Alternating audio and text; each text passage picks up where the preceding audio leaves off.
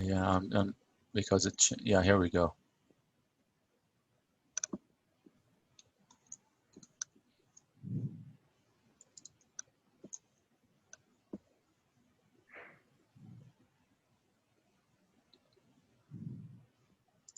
Are we recording? Yes. Okay. Welcome everyone to another session from the virtual Global Spine Conference. It's a pleasure that myself and my co-hosts, Dr. Ali Baj, Dr. Jonathan Rasuli, Dr. Wendy Gibbs, are hosting this evening's session on complication avoidance in spine surgery. It's part 2 of the Do No Harm series.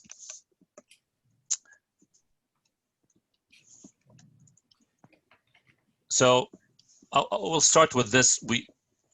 This is the Hippocratic oath that we all take as soon as we graduate from medical school. And this was enclosed in my diploma, actually, when I graduated from medical school. An oath that stood the test of time 2,500 years ago. And it's always known and it's very famous for the do no harm component of it.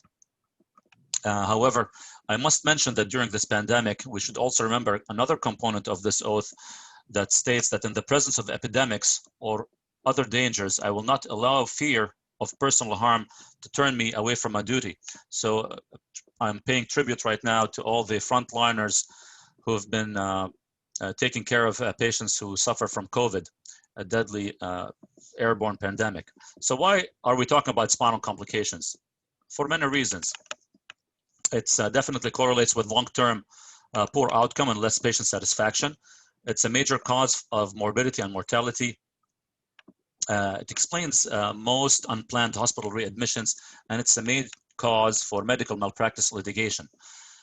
Millions of dollars in litigation every year occur as a result of complications, and there's a nice paper on malpractice litigation following spine surgery that was published in 2017.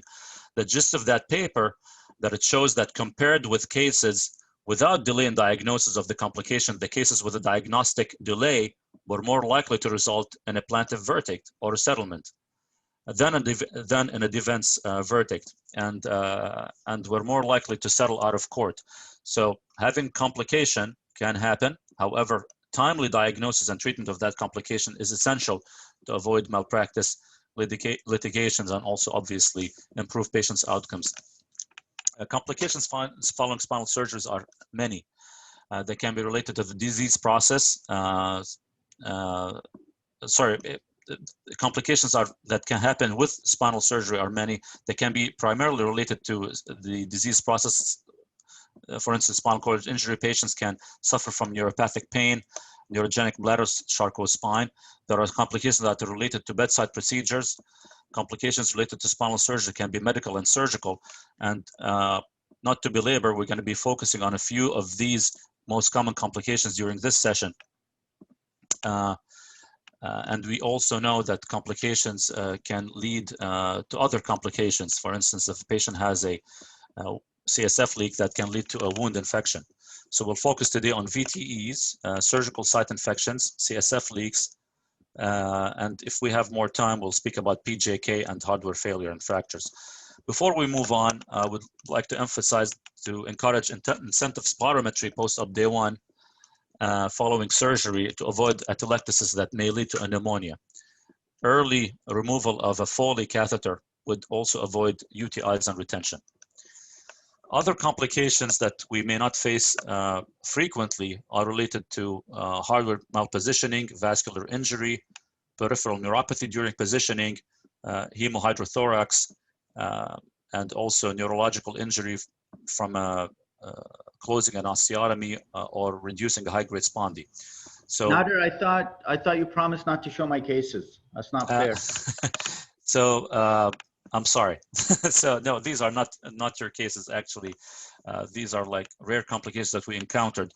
This is on the right bottom side is the Charcot spine. It's not a really complication, but it's part of a consequence of spinal cord injury. It's a form of neuropathic manifestation of loss of bone below a long segment fusion. Let's start with SSI, surgical site infections. They're very common. Incidence between 0.2 and 16.1%. They're a major predictor of readmission and poor outcomes and additional costs. And they account for also 8,000 mortalities a year in the United States. They can be classified as early or delayed, superficial or deep, or they can happen after instrumented spine or non-instrumented spine. The major debate and the major interest is in patients who suffer from deep surgical infections that would require surgical debridement and antibiotics. And there are algorithms on how to treat that, and that we will speak about shortly.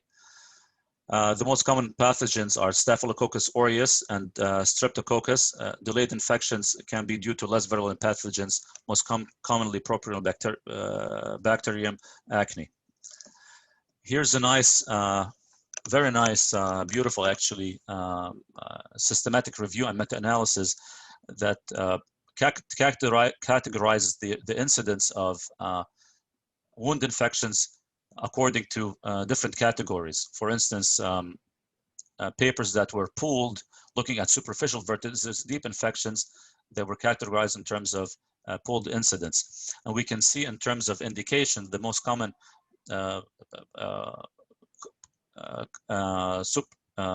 surgical site infections can be very common following neuromuscular scoliosis correction versus, for instance, surgery for idiopathic scoliosis.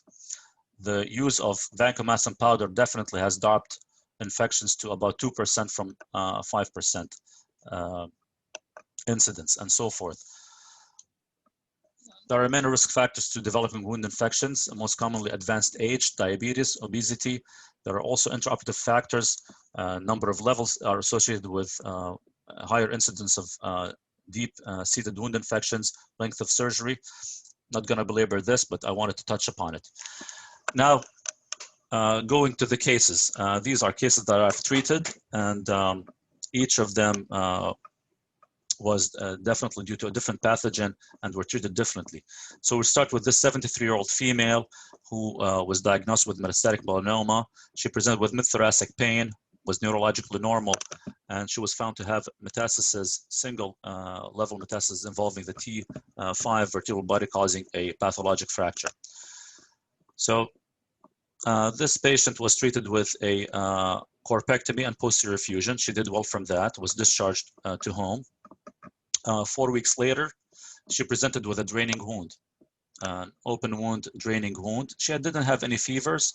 Her white count was normal and her CRP was normal. So I would love to ask the audience as to what would they do and how would they manage this? Would they treat this with antibiotics only, with a wound washout and antibiotics and keep the hardware, or they would wash this out, give antibiotics and remove the hardware? So the patient does not look toxic. Her vitals are normal, just a draining wound, and it looks purulent. Okay, so it does look purulent. Yes, sir. Yeah, I can tell you as the participants put their answers, you know, when we see these in clinic, I think it makes a big difference whether it's like a serosanguinous, you know, little bit of drainage where there's no erythema, there's no fluctuance, there's no pain, there's no tenderness, versus a kind of a tender, you know, erythematous, purulent drainage, even with normal values. I mean, that subtle difference. That's why I always tell my staff, you know, it's a picture. This is truly where a picture is worth 1,000 words. You know, you look at the wound, you have a gut feeling of what's going to happen. It's so difficult to assess over the phone or, you know, otherwise. Absolutely. So this lady, she had a pretty substantial wound opening that was draining. It was not like a small, potentially superficial serosanguinous drainage. Looks like we have a lot of Bs. A lot, in fact, unanimous Bs. Not unanimous. I voted for A because I don't know how you could have all this purulent drainage and have no white count and no elevation. Oh, yeah, you're right. It's so sensitive. That's so sensitive. So I think that's, if you're having pus, it's got to be right under the skin, unless you're telling us it's deeper. So I agree. It was you didn't see a lot of collection on this MR. However, she had a substantial drainage, was draining for a few days, and it was purulent. Didn't look really good. So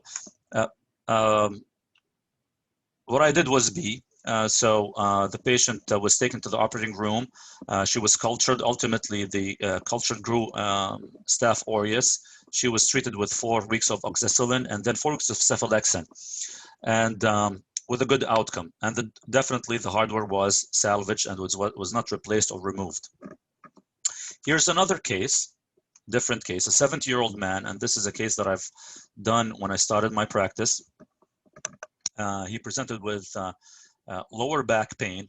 He was diagnosed with metastatic lung cancer in 2005, and he survived for a long time because it was incidentally diagnosed. And he had this L5 metastatic lesion that caused a mild pathologic fracture that he underwent chemotherapy for and radiation therapy. However, the lesion was a bit growing with time, and following a multidisciplinary conference, the decision was made to treat it. So here's the lesion. Wendy, do you have any comments to the left-sided image? I was typing and not paying attention. Sorry. I was thanking Matt Goodwin for saying it was okay that I had a different answer than you guys. Your image there, yeah, so abnormal L5, you have a sagittal post-contrast bad saturated image. I didn't hear the beginning of the story, but you have, well, I don't know what that is. It's an patient has, but I don't know if those are Schmoll's nodes or pathologic fracture on that image. But all your infection is confined to that vertebral body. There's no epidural, there's nothing in the disc, there's nothing prevertebral. So like I said, I missed the beginning of the story, sorry. So I don't know what it's So this patient had metastatic lung cancer diagnosed a long time ago, and then he had this metastatic lesion that was growing a bit through chemotherapy and radiation therapy. And the decision was, with the multidisciplinary conference, was to try to manage it surgically. And I said that sounds good, and we planned on a stage operation with a posterior decompression infusion. Wanted to take the pedicles down, remove as much as I can posteriorly, and then plan on a corpectomy from the front. Since this prognosis was excellent, that was the only lesion, metastatic lesion that they could find, and that failed, non-surgical treatment. So we did that. However, after surgery, it didn't look good. He was a bit anemic, and I said, well, let's just hold off the corpectomy. Maybe we'll stage it later, have him discharged, and come back later for the second stage. And he came in before the planned surgery with 2 weeks after surgery with significant drainage of his wound. He was very confused, pretty lethargic. His systolic blood pressure was 90. His white count was 22,000. His CRP 25, and his ESR was 120. No, he was blood cultured, and ultimately this grew E. coli and Proteus vulgaris. However, he looked really toxic. He had septic shock. So after he was stabilized, we took him for a wound washout and gave him broad-spectrum antibiotics. And the wound grew similar to what the blood cultures grew. Now, this MRI definitely with a lot of artifact. There was no big collection, but obviously when we opened him up, he had significant purulence down to around the hardware and the epidural space, and it was pretty nasty and had a very bad odor. So following that, his post-op CRP dropped with the antibiotics, and however, that started increasing a few days later. So that was indicative to me that it was not an adequate washout. So we took him again, and we washed him out again, and we gave him broad-spectrum antibiotics. Later on, he was then discharged to rehab. 10 days after his discharge, came back with similar findings clinically, draining wound, and he had a fever and a high white count. So we took him back again, and we third time washed him out, and we replaced the hardware. So these three wound washouts, and the last one was with the replacement and swapping of the hardware. he did ultimately okay, but it was a very hard battle treating him. At some point when he was admitted the first time, he was, you know, didn't want to wake up. He was comatose. We had to do an EEG, get a head CT to try to explain why his altered mental status, everything came back as negative. It was all due to his significant wound infection that caused him to be septic at that point. So that's a gram-negative infection. This is the third case. Nader, can I ask you a quick question about the last case? Didn't you say that L5 was a met? Metastasis, yeah. Wait, and isn't it still there? Isn't the body still? The whole body was enhancing. Is that not? But it looks like it's in that picture still. Well, we didn't finish our. So the things like with the wound infection and with all his complications, we did not get to the second stage to do the corpectomy. So but 18 months later, it hadn't progressed, and he was still okay and alive. So that's good. Yes, yeah, he did not progress from that perspective, but he lost definitely 30 pounds, and he survived, and then he 3 years later he succumbed to the cancer complications, but it was a hard-fought battle. And you know, that's the thing, you know, you divert your attention once you have a big complication like this, you know, it puts you at a different dimension. Now you're treating the complication and you're not really achieving the initial goal of an operation. But yes, luckily this lesion did not progress, specifically L5. Nader, sorry to interrupt. One more question before you go on to the second case, and I also put it in the chat box for the participants. Can you share with us and with everyone what your specific protocol is as far as when you remove hardware after an infection? What do you look for? Is it after the first one, second one? I see here Dr. Selby said that, you know, if it's a delayed infection, he would probably take it out. But if it's early, you know, he would try a quick, a washout first. Can you just share with everybody what your thought process on that is? Absolutely, yes. And I will allude to that in a couple of slides. So the protocol is acute infection in the setting of hardware. If it's a gram-positive infection, you can treat it with a wound washout. Usually one is sufficient. You keep the hardware in. You know, titanium does not develop a biofilm as much as a stainless steel. So usually a wound washout with antibiotics would be sufficient for gram-positive infections.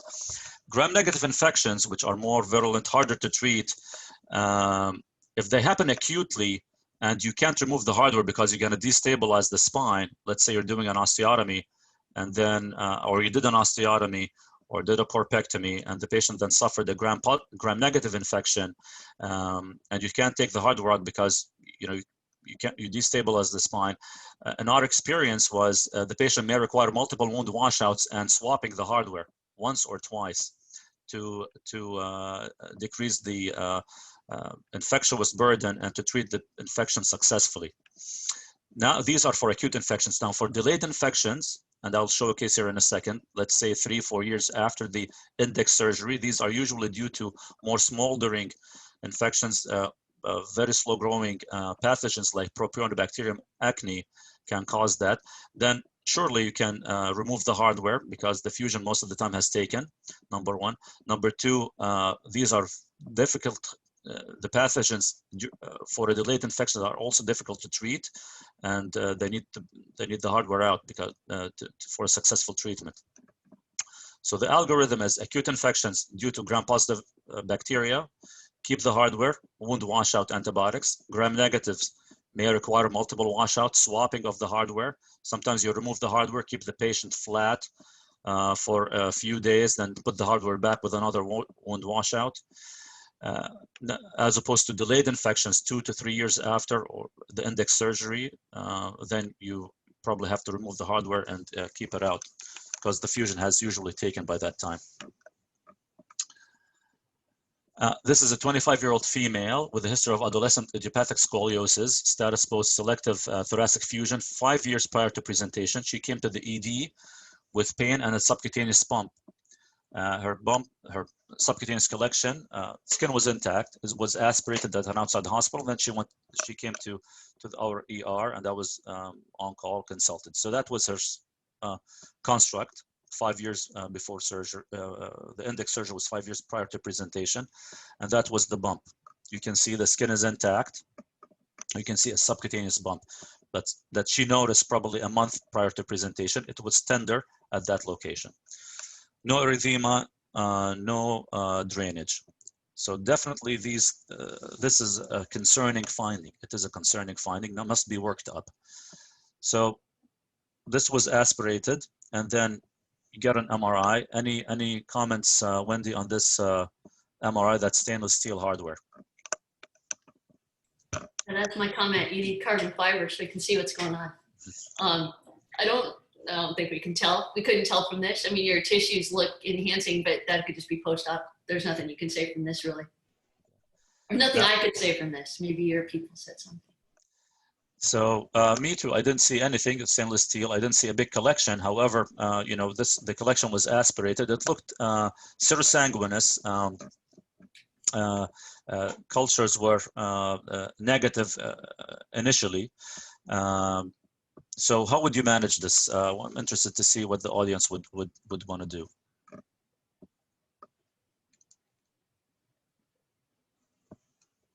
Or the participants.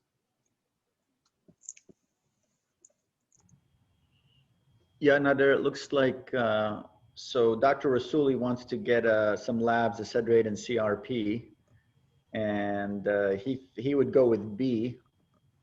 Dr. Goodwin wants also labs and wants a CAT scan to assess screws and fusion. So the CRP-ESR, the CRP was slightly elevated, 2.0. ESR was slightly elevated. However, the CBC was normal. The CAT scan showed that there was a robust fusion, and I'll show it here in a minute. Nader, did you say, I'm sorry, did you say something was draining out of this or no? There was just a bump, right? It was a bump, yeah, but the aspirant was pretty concerning. It didn't look looked like turbid serosanguinous collection. So can I see what I could put it in the chat box? Well, I'm going to say, would you send this to radiology to drain? Because people send this stuff to me all the time to drain or put a pigtail in before surgeons have to do anything. Or would you do it yourself?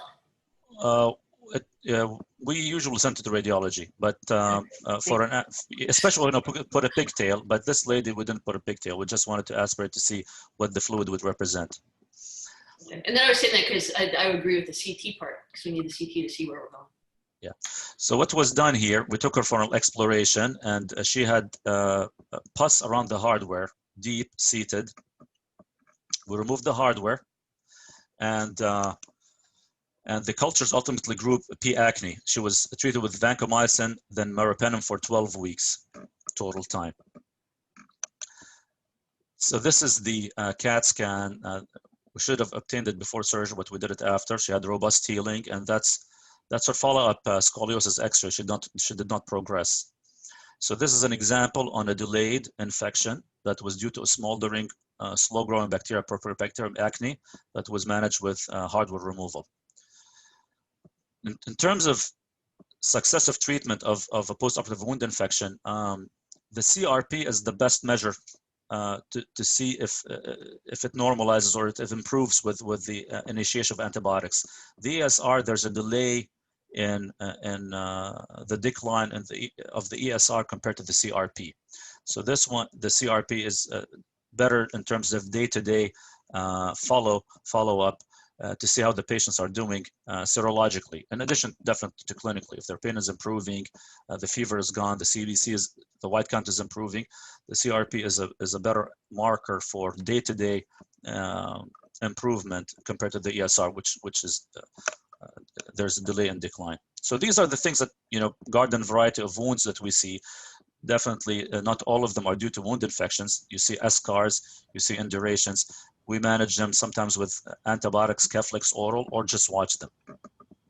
These are the more aggressive ones that would require plastics closures, and I recommend that you always engage your plastics colleagues. This is Dr. Al-Ghul. He's one of the most talented plastic surgeons we've worked with. He moved his talents to Jordan, but at the time that he was here, he used to help us out with complex wound closures that may require a flap or like an advancement myofascial flap or a rotation flap. This is an example of a wound dehiscence. You can see here, not an infection. Usually patient would tell you I was moving and then a wound popped open, and we usually those manage them definitely with operative treatment. This is an example of the dressing that I used. This is a silver based dressing, and we always put drains and make sure those drains dry up before we remove them.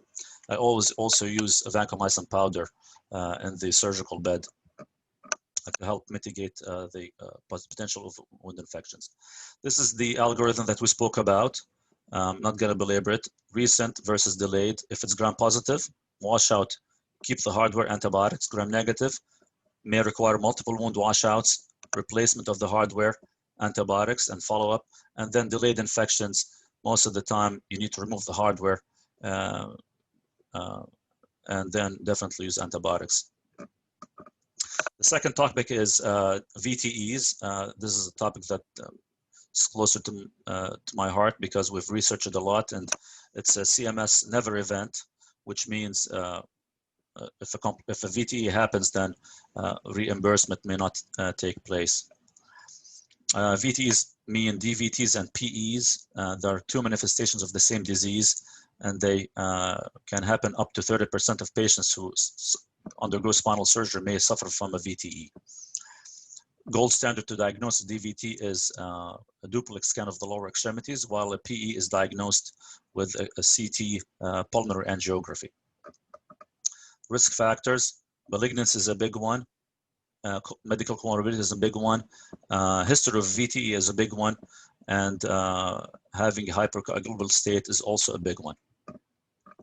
This is a patient that was presented with thoracic myelopathy, a newly diagnosed lung cancer. We see there a pathologic fracture involving T11. I always get a duplex scan before surgery in patients with high risk. This is controversial, but I do that because if the patient has an above knee DVT, I will put an IVC filter. If it's a below knee DVT, I won't. We just follow it. This patient didn't have an acute DVT and had a chronic below the knee DVT. So we said, okay, let's just not put a filter and operate on him. We did a corpectomy and a fusion. He did well for a couple of days, then he suffered a PE. And this is a subsegmental PE that you can see here. Then we place an IVC filter. Now, these IVC filters are not without complications. They can cause compartment syndrome. They can cause venous insufficiency. And they can cause rare complications like this one that we've treated in a patient who presented with lumbar radiculopathy. You can see the filter was caught on an extraforaminal nerve root. We removed it with minimally invasive surgery. Now the question is, when do you start anticoagulation after surgery to prevent VTEs? And it's controversial. Some surgeons believe that there's an increased risk of epidural hematomas when using anticoagulation, like this one. So I just want to ask the audience now, would they use chemoprophylaxis routinely after spinal surgery? And if they do, when do they start it? Chemoprophylaxis meaning Lovenox 40 milligrams Q day, or heparin 5,000 units twice a day.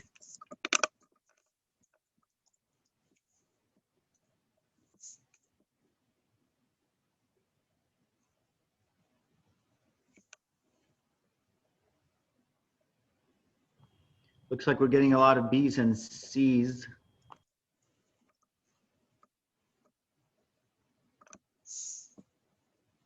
Okay, well here at my institution, we started, most surgeons started post-op day 1. I started post-op day 2, but surely I started. And the answer of this, we've researched this question a lot, and I'm not gonna show all the research that was done. However, to answer the question whether or not chemoprophylaxis is safe, on average, we started patients on post-op day 1, like 1.46 on average here, looking at 7,000 patients. The VTE group versus the the chemoprophylaxis group versus the non-chemoprophylaxis group were very different. The chemoprophylaxis group were older, They had more blood losses during surgery. They tend to have more stage surgeries. They were admitted to the ICU more often. Length of stay was longer. So there were different groups. However, the incidence of an epidural hematoma was not different in both groups. They were pretty low, 0.2% versus 0.18% in both groups. So pretty safe to start chemoprophylaxis. Now, this is a patient that they've treated, had uremia, platelet dysfunction, did the posterior decompression and fusion for cervical myelopathy. And then I had to take him back for quadriplegia 12 hours after surgery. This patient was not on chemoprophylaxis, obviously. I took him back post-op day 2. And sure enough, looking at our cohort, patients who have an epidural hematoma, here's the graph on the right side, would tend to present much earlier if they didn't receive chemoprophylaxis versus those who receive chemoprophylaxis, they tend to present a bit later. Looking at VTEs, patients with chemoprophylaxis, if they suffer a VTE, it's a bit more delayed than those without chemoprophylaxis.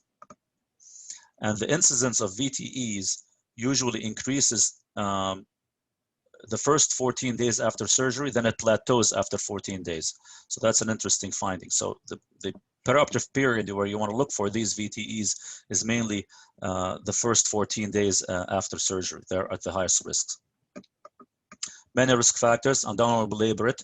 3 most important ones that we found in our cohort was patients receiving an osteotomy. They have a 20 odds ratio of developing a VTE, patients with fractures, and also patients who have malignancy who receive a corpectomy. These are the 3 big ones.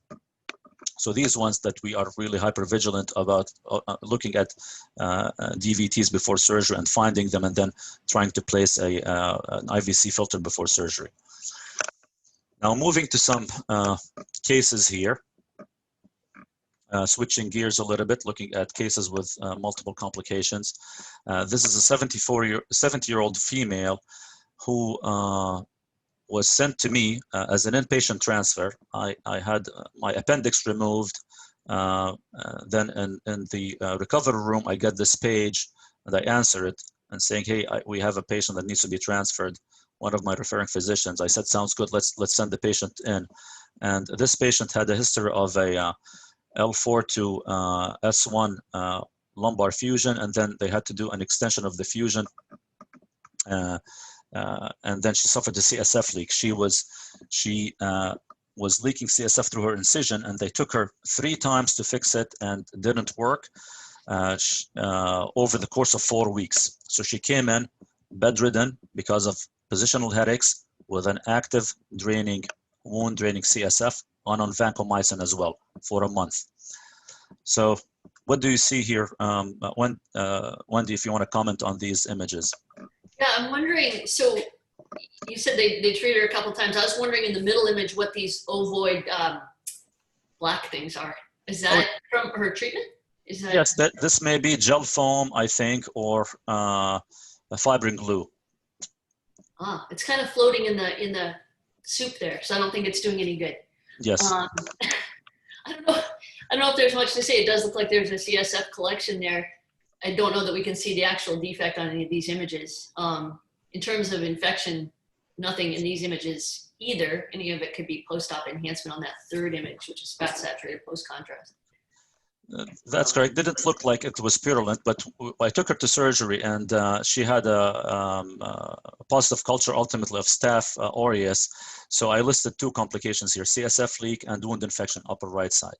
And let's start counting those infections. So that's her image that she came in with, and then talking about silent signs of intracranial hypotension. She had positional headaches. You can see here prominent CSF spaces subdurally indicating low ICPs.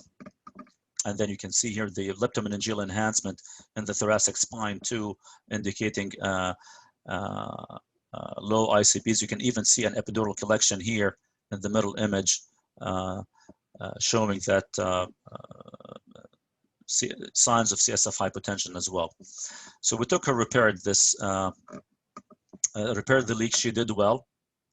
this is her CT before surgery. So I did not really extend the fusion or anything like that, just repaired the leak, and she did well from that and was discharged. 3 months later, she comes in with lower back pain and no fever, mainly lower back pain and a bump in her lower back, not necessarily draining. I'll put a needle in it. I'll see what it is. CSF plus. So Yeah. the needle was placed, no CSF. There was purulent collection. Ultimately, this grew a fungal infection. Remember, this lady was on months and months of antibiotics. Since her wound was intact, just a bump, and didn't look bad, we just aspirated this and treated this with antifungals. 2 months after that, she comes in with worsening lower back pain, and that's her scan. Is that for me too? It looks like your screws are pulling out there. It looks, I can't tell what's happening right above those top screws, but it looks like this construct is coming out, probably the top 2 levels. Correct. So yeah, you've got some kind of, what is it, proximal junctional failure? Is that the right name? Yeah, you can say that, or iatrogenic failure. So definitely she has, the screws have loosened and she's collapsing to the level above. We also at that time diagnosed her with osteoporosis. So how would you treat this? She's still on antifungals, Ali. Yeah, no, Nader, I was going to say this poor patient. I mean, she's really in trouble because, you know, going back to your protocol, when do you remove hardware, when do you keep it in? I mean, this is a patient that looked like she just needed the instruments out. She needed instrumentation out, antibiotics, antifungal treatment, and then refixating if possible. But now you're stuck. You know, now I would have to make a decision. If she's truly unstable, then I have no option except to you know, re-instrument, refuse new hardware. But if on her CAT scan she's not unstable, yes, I understand the deformity here, but if she doesn't have a true subluxation or instability, I would feel comfortable in just keeping the hardware out, treating her with therapy, you know, with medical therapy, and then coming back later. This is a tough one. So she was definitely miserable from pain. Her wound looked actually okay. Her CRP, SR were okay. They're all stable on the suppressive antifungal treatment. So we're comfortable extending her up. And she was fixed. So, and then she did well for a while. She did well for a while, and, you know, off of the antifungals, antibiotics, doing well. Her posture is okay, happy a bit. 6 weeks later, comes in with back pain. That's the proximal junctional failure, right? Because you've got your screws look like they're intact now, but you've got that collapse of that top of that body, and then you've got that focal kyphosis, which certainly is going to be new. Correct. So exactly. PJK usually, you know, shows up within 6 weeks, is my understanding, but can be definitely delayed. So her 6-week follow-up, she had PJK, significant back pain, neurologically intact. So we extend her up to T4. We did all the things that one can do in terms of avoiding another PJK, hooks up, and then interspinous band, Versatile, and she did well. That was her scan after the operation, and then we kept following her. She was doing okay, and then, you know, her 6-month follow-up, she started to kind of PJK a little bit more, just a little bit. Now she's on Forteo for a year almost, or about 8 months. Said, okay, let's continue watching this. That's her 9th month follow-up, and now she's totally collapsed here. Neurologically intact, luckily, no compression. That's her MRI. And know what to do next. So at this moment, we engage our one of my partners, my partner, Dr. Tyler Koski, an expert in spinal deformity, because every time take her, extend her up. So we had to engage him to see if has any other options or tricks in terms of hopefully preventing PJK from happening again. By that time, she's been on 2 years on Forteo. and now she has this construct from C2 to the pelvis. And remember, we started off with a 2-level TLIF. So that's one patient. Here's another one. Wait, hey, Nader, before you go on, can I just say something? Because I hope you'll post this on Twitter. You showed pictures of a CSF leak earlier, and you showed us a brain, and you showed us a thoracic spine. So I've taught, the CSF is one of my things. So I have a couple talks on this. I have actually never seen, I don't think it was leptomeningeal enhancement, I think it was engorgement of the epidural veins you had. That's why it was so bright in the front, which is, we see that extremely rarely in the cervical spine. I've never seen it in thoracic spine. So that was a great picture. And then the brain, you did show subdural collections, which is, that's actually more advanced than most people with CSF hypotension get. Usually if you show the sagittal brain, you have the sinking of the brainstem and everything like that. So I just wanted to, before we forgot, I hope you'll post that part on Twitter for people to look at, because that was really a remarkable picture that I've never seen. And I actually didn't know that happened in the thoracic spine. Yeah, absolutely. I'll surely do that. I agree. It's a venous engorgement, not leptomeningeal. Certainly I'll do that, Wendy. And I treat, like with spontaneous CSF leaks, I treat those too, as does Ali. I know he's interested in that too. You look for a spinal etiology for patients who have spontaneous CSF leaks, and see if you can fix it with fibrin glue initially, and then if that doesn't work, you do a direct repair for these. That's a really nice topic that I'm interested in. It's pretty fascinating with advanced imaging, how you can pinpoint the location of the leak in those patients with spontaneous intracranial hypotension. Moving on, this is a patient who, this is prior to her presentation to my facility. So she had a wound infection following a single-level TLIF. And then these are the images 2 weeks later, then 2 weeks after that, where you can see the hardware failure on the right-sided image. The patient then was taken back for extension of the fusion down to the sacrum. And then these are imaging that were subsequent to the extension down to the sacrum to treat the hardware failure. And you can see the progression of the imaging here, with a progression of progression of initiation of hardware failure as well. So she came to me a few months later after her second surgery and complaining, came to me, admitted to the internal medicine with worsening lower back pain, and imaging showed some enhancement here on the right bottom side, concerning for an infection. And that's her that's her CT scan that was done when she presented to our facility.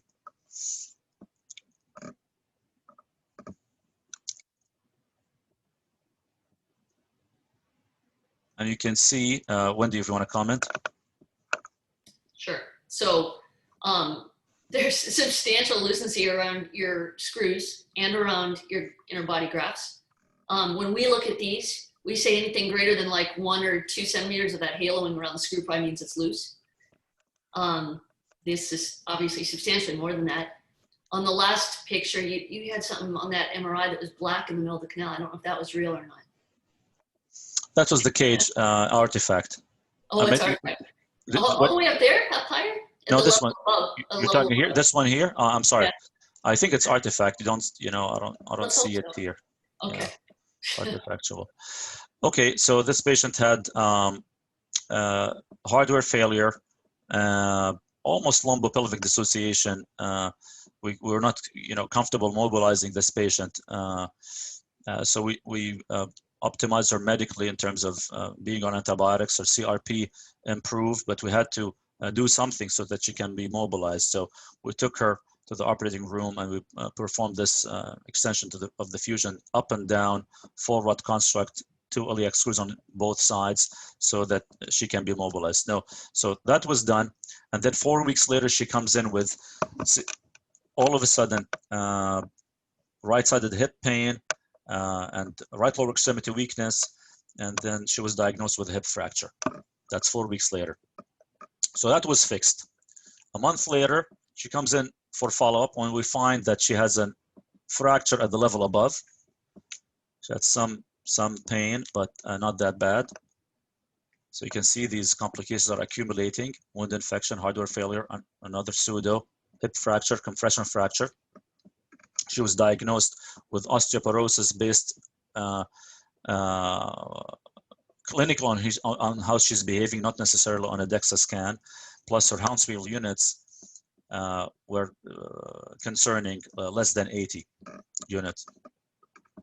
So we watched that fracture. 3 months later, she started progressing. Hardware is now starting to loosen and hailing around the hardware at the top.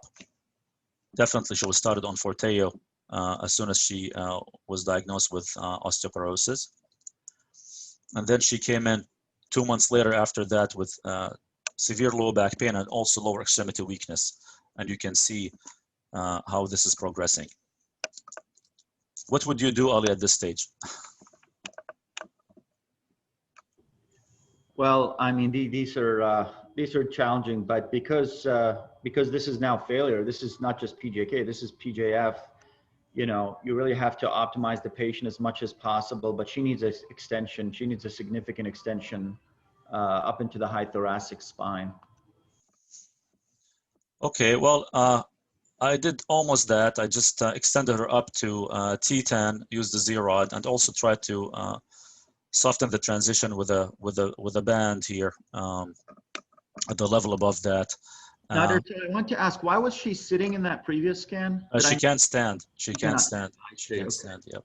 Yeah. Because that's what I worry about. She keeps leaning forward. I think she's going to keep developing PJK. You are correct. So this is how she was. We followed her, and then we noticed there's hailing around the top screws. You gave her a bone stimulator. She didn't want to have another surgery, and I didn't want to give her another one as of yet. Then unfortunately, 6-8 months later, she fell down and she broke her hardware, as you can see here.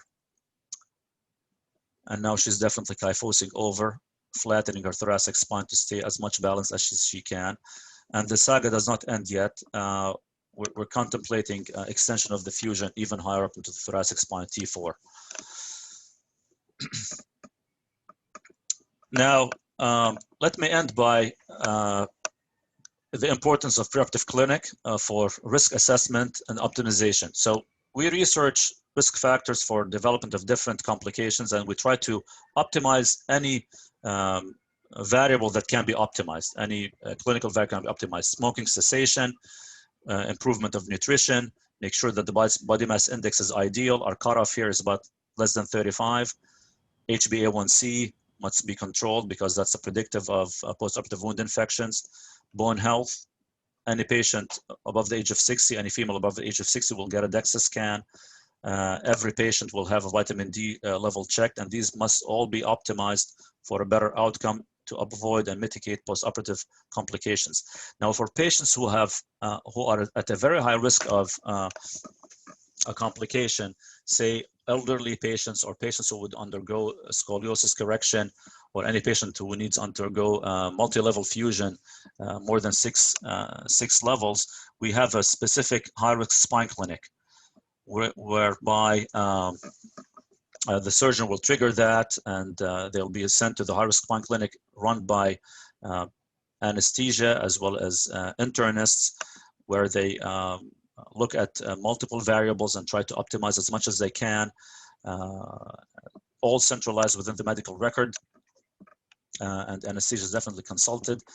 I don't want to go into the details of this, but I just want to show how elaborate this is, where you optimize every single organ prior to undergoing any of these big surgeries. And there are protocols in terms of transfusions, in terms of temperature during the OR, in terms of the frequency of blood tests intraoperatively and postoperatively in these patients to try to mitigate as many complications as we can.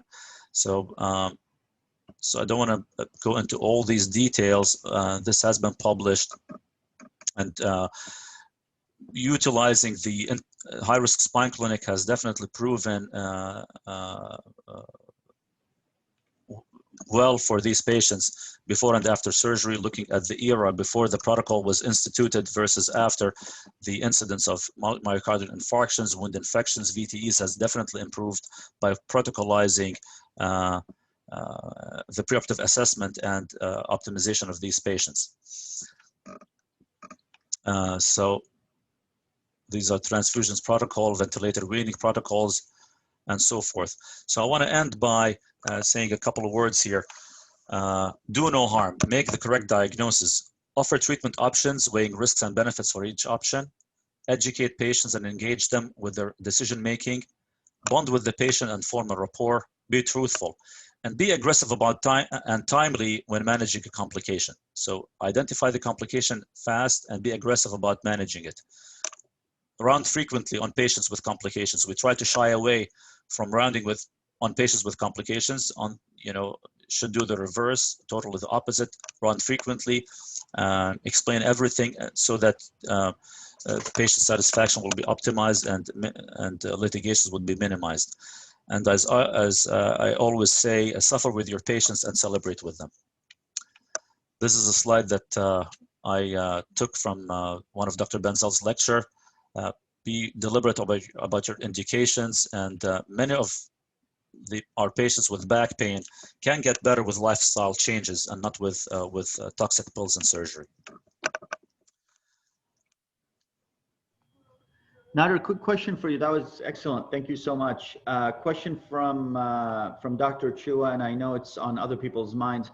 In the several cases that you showed, when do you just extend the fusion or fixation by by dominoes or other types of adapters, and when do you just replace the entire construct with new implants? If you have a solid fusion at the levels below, and you demonstrate that with a CT scan, you can extend the fusion and connect to the previous hardware. If there's no solid fusion, you can revise everything and extend up and down. So this patient, I thought she had a solid fusion, and so we didn't want to go all the way down and swap everything. We just extended off of what she had. Definitely, she didn't have a solid fusion at the top level. That's why she broke. But that's extending the fusion, connecting to the levels below. You need to demonstrate that there's a robust fusion at the levels below if you want to avoid re-instrumenting everything.